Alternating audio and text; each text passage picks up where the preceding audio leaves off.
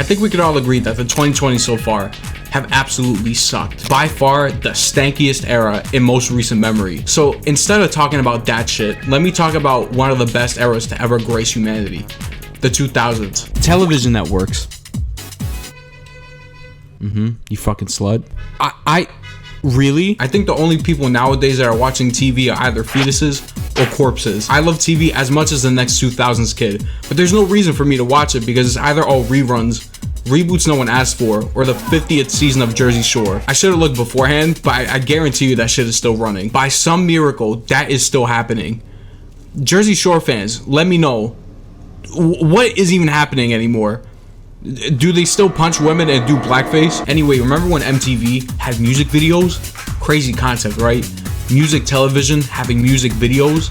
Unheard of. And not only that, MTV had shows, like a lot of them. You had Pimp My Ride, Silent Library, Robbin' Big, Jackass, and the cult classic hit, Yo Mama. His mama's so fat she can hear bacon cooking in Canada. Haha, that was so funny. Look at these idiots shitting themselves. Things like Nickelodeon had so many other cool stuff back then. And Nick at Night was high-key better than Day Nickelodeon. Everybody Hates Chris, Home Improvement, The Nanny, and I'm intentionally leaving one out because one show is so cursed that in retrospect, it made me realize that 2000s television was just cursed in general. Now you might be asking, what's so cursed about 2000s television? Falling asleep and waking up. It is outright terrifying for this to happen because once it does, you wake up to some of the most demonic shit you've ever seen in your entire life. For instance, you watch something and you just kind of doze off. You're in a deep REM sleep. And then you start hearing something. You recognize it and it's getting clearer. And then all of a sudden you open your eyes and George Lopez. What are you talking about? George Lopez isn't a scary show. And George Lopez isn't scary, I think. It's the fact that everyone has experienced this. You might say it's a common thing. You know, a lot of kids fall asleep in front of their TVs and it plays at night, right? But no one could explain why it always happens during the opening. Never in the middle of the show or at the end of credits. Always when they're jumping in the air. No one could explain this phenomenon. And that's only creepy when you start thinking about it in retrospect. There are legitimately creepier things to fall asleep to. And guess what I'm going to talk about? Yeah, Cartoon Network. God forbid. God forbid you fall asleep watching Cartoon Network because it's either two things that you're gonna see when you wake up: Courage the Cowardly Dog, or even worse, Robot Chicken. Courage is creepy. It's a creepy kid show. I'll give that a pass. But yo, you wake up to Adult Swim, especially Robot Chicken. You wake up to that and you're in some real trouble, buddy. You want to know how I got introduced to Robot Chicken? I fell asleep and I woke up to this.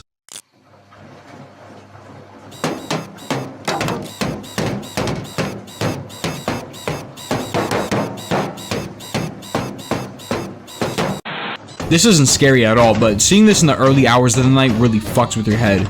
It's just weird. Like, what am I looking at? Then I discovered that Mario parody, where Yoshi goes to Raccoon City, Peach is a prostitute, and Mario and Luigi actually get shot up. That terrified me. It's an iconic video, don't get me wrong, but kid me seeing that kind of messed me up. Props to the Robot Chicken crew, but also, I hate you. I'd never want to watch your videos for the rest of my life. You traumatized me. Man, all this talk about Robot Chicken sure has me hungry. I might even pick up some fast food. That was fucking terrible. Domino's new sauce bottom pizza. My mouth is blown. The sauce is on the bottom, so it can slam your flavor buds faster. You know what? I'm glad Mom left. This pizza is so good. Dad, I'm gay. Fast food was a big part of my childhood. I mean, like, no shit, look at me. But fast food doesn't hit like it used to. Maybe it's because my taste buds are deteriorating, or that things are becoming more safer and regulated, whatever that means. Everything just tastes more bland, and there's no better example than this than KFC. Believe it or not, at one point, KFC was better than Popeyes, but look at them now. Oh, howdy, Mom.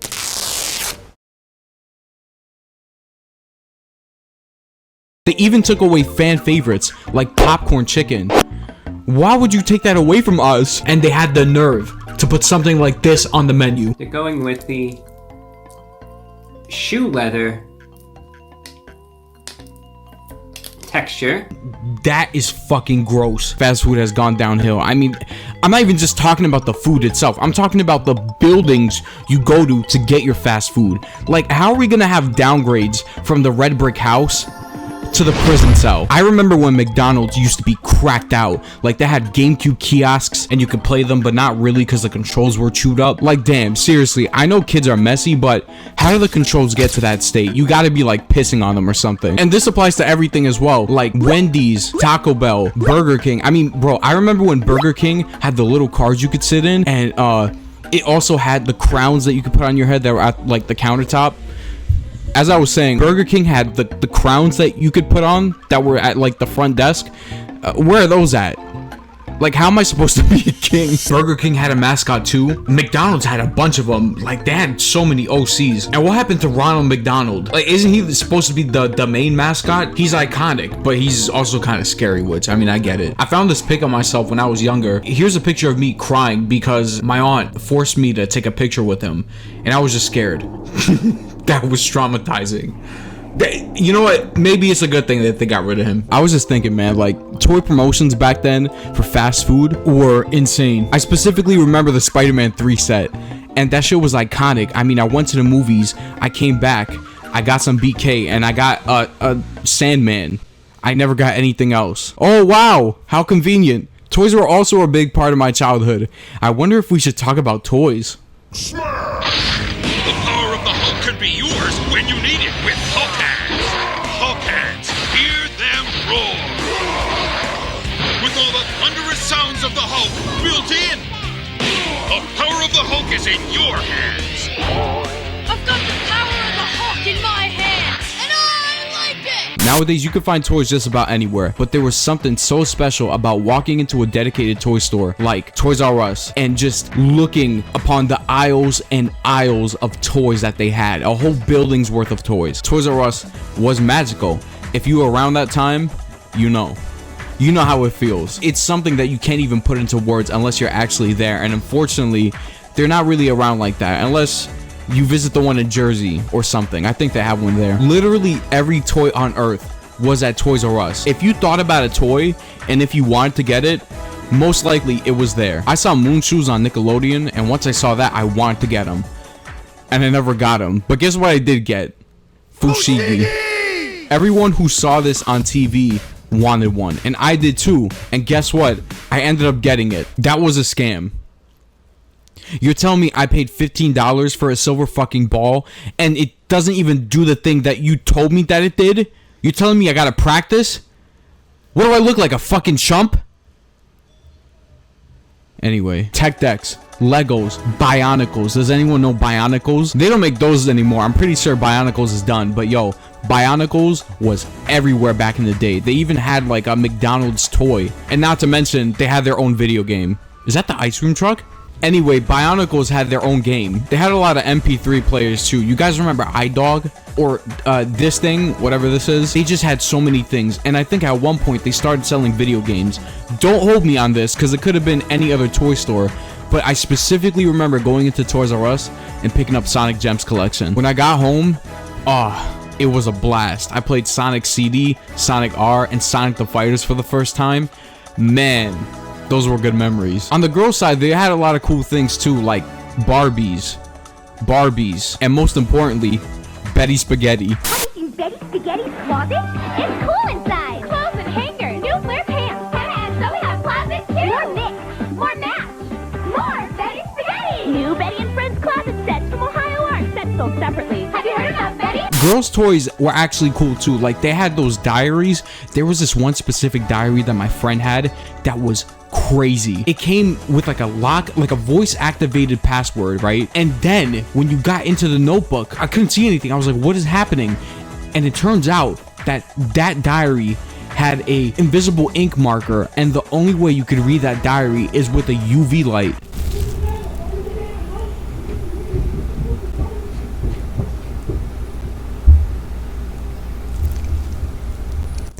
Either the neighbors upstairs are having sex or they're fighting.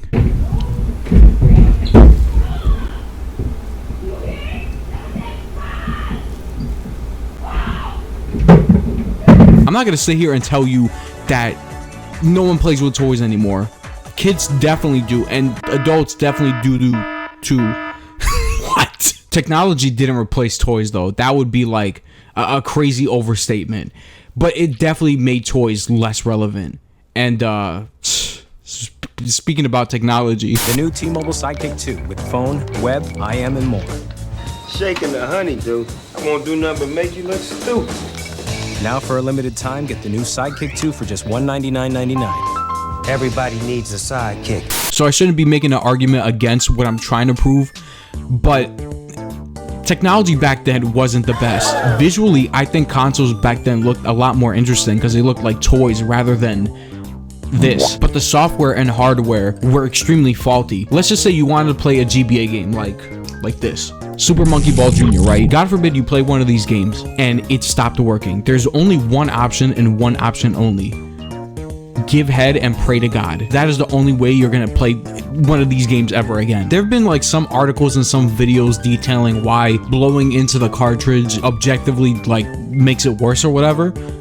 Shut up. I feel like cartridges were more reliable because if I'm thinking back to like Xbox, GameCube, and PS2, once you get a scratch on a CD, that's pretty much it. You cannot restore that thing. Trust me, I know more than everyone. I looked up how to repair discs with toothpaste. How did anyone in their right mind think to repair their discs with toothpaste?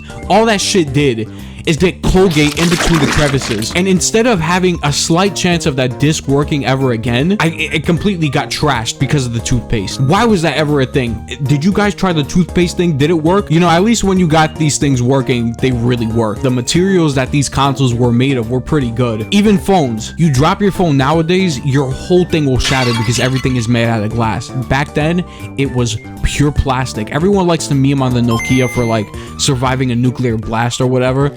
But like, I think we need to bring stuff like that back because phones are getting way too delicate nowadays. I don't think they're getting safer either because like, I'm thinking back to, I think it was 2017 when Samsung released the Note 7. That thing exploded. Like, I was about to get that phone until I saw that and I'm like, damn, I guess I'm not getting that one. That was like a half a decade ago. That's pretty recent. We have phones exploding by big manufacturers. That didn't happen back in the day.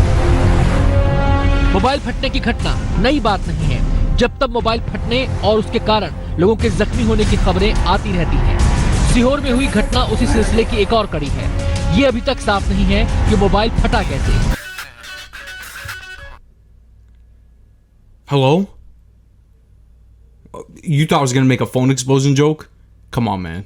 I'm not that corny. Technology doesn't have to boil down to telephones, TVs, and video game consoles. It could even be something like CGI.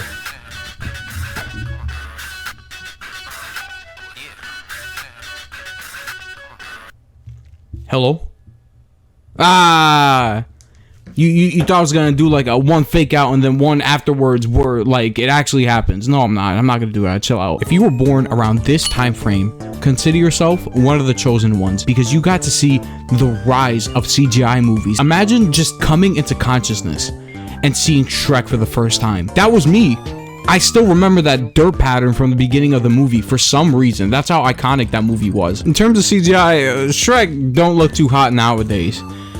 I think it aged well, right? The CGI tech that was used was cutting edge back then, and now it's a bit dated, but I don't think the movie looks bad by any stretch of the imagination. At the time, I'm pretty sure that was one of the best animated movies out there. It's cool, and look where we're at now. Seeing the progress of all of this happening throughout the years of just living your life, the leaps were so significant in technology back then that nowadays everything is technically impressive, but it feels like we've hit a peak a long time ago and we're just slowly improving on things. But forget technology for a sec. It's all about that media, and I think that 2000s in terms of media is king.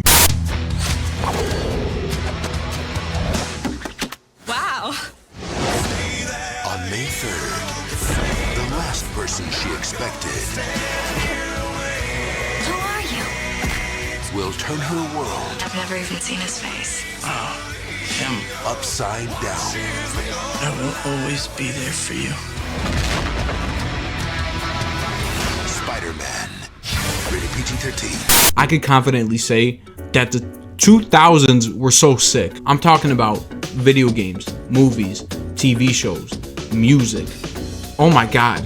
Everything was so cutting edge. I know it's like a weird term that everyone likes to use, like cutting edge. What does that mean? But yo, that was cutting edge. How do I explain it? I don't know.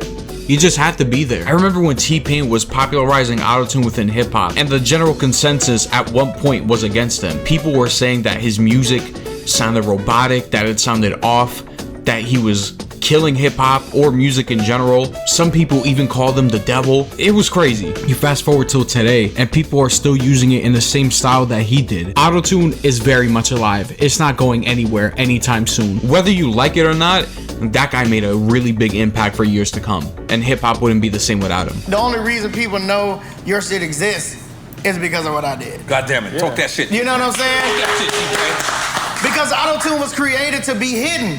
Right. And I made it very fucking noticeable. Right. So it's like, I made it mainstream. Right. That's cutting edge. Cartoon shows that were introduced back then and that are still being used today, that was also cutting edge. So many IPs were born in the 90s and flourished in the 2000s. I mean, look at SpongeBob. Off the rip, they had the character designs down, they had the soundtrack down, they had the voice acting down especially. That pilot episode was lightning in a bottle, and so many shows try to capture that same magic and don't even come close. Even SpongeBob. I'm Patrick Star, and I live with my parents! You can make the argument that SpongeBob peaked during its first movie, and I wouldn't argue with you. When you hit a peak that big, it's really difficult for a franchise to hit it again, and unfortunately, it just kept going downhill from there. The writers kept changing, Steven Hillenburg jumped ship at that point. By the way, rest in peace to the GOAT. And SpongeBob changed. Whether it's for the better or not, that's up to you. I think the majority would say that it changed for the worse, but change doesn't always have to be bad. It could be good, but when it comes to most IPs that we grew up with, most of them are either dying or stagnating. What I'm about to say is really dramatic and ridiculous, but when it comes to IPs that people grew up with and loved, as a consumer, you only got a couple options. You could stay on ship and watch as your favorite thing crashes and burns, hoping that one day, by some miracle, it'll rise from its ashes. Get heartbroken and just stop caring in general because it's really not worth it. You could get inspired by the thing you love and make something new out of it, or just give all your attention to the glory days, rewatching, replaying, re-experiencing things for the first time in a long time. There's a lot more nuance to everything I just said, but just for simplicity's sake, those are kind of like the feelings that people have when it comes to stuff like this. I don't think there's anything wrong with any of these actually, but they could get bad if you let them get bad, especially that last one. I'm not anti going to the past to have a blast. I personally do that shit way too often, but by constantly focusing on the past, you risk missing out on the present, and the present has some really cool shit. By the way, this is no fear mongering, no FOMO. I'm not trying to make people feel like they need to see things on a release date or buy certain things on a release date. It doesn't even necessarily have to be new. It could be new to you. People are limiting themselves to experiences they otherwise could have enjoyed. I'm talking in a bunch of hypotheticals and what ifs, but that game cover that caught your eye, why don't you buy it? That movie at the bottom of the clearance section in Walmart, that could be your new favorite movie. It's comfortable to buy what you know, and to buy what you don't know is a harder sell. But weren't you the same one that were complaining that there's no new shit coming out, that you're bored of the same shit over and over again, that everything is getting stale nowadays? Whether it was you or someone you know, you've heard it a lot. Just because your favorite shows, your favorite artist, get the fuck out of here. Your favorite movie or video game franchise isn't doing too hot, doesn't mean the medium as a whole isn't doing too hot. My happiest days on earth was in the 2000s when I was a kid, but it would be outright criminal if I didn't mention the amount of shit that came from that era. I'm talking trash. Landfills and landfills of trash stemming from all types of media. Let's not kid ourselves. For people who lived through that era, those times were really special to a lot of people, including me. But by not acknowledging the bad, it kind of devaluates the good. And I get it, because those memories are precious. When you're living your early days on Earth, the fascination with life is at an all-time high. As far as human science knows, we could only come into existence one time. That means we could only experience things for the first time once. Like, obviously, right? But let that shit hit you for a sec. You're never gonna watch SpongeBob for the first time again. It's just not gonna happen. But you remember that feeling. How groundbreaking it felt. How reality warping it seemed. I think that could be achievable again. If you were born around the 21st century, media is really important. Our lives practically revolve around it. And sometimes people associate how good their childhood was based on their memories of how much they enjoyed the media at the time, using that media as a measure of their overall happiness, or literally anything I talked about in this video. Were our childhoods as good as we remember them?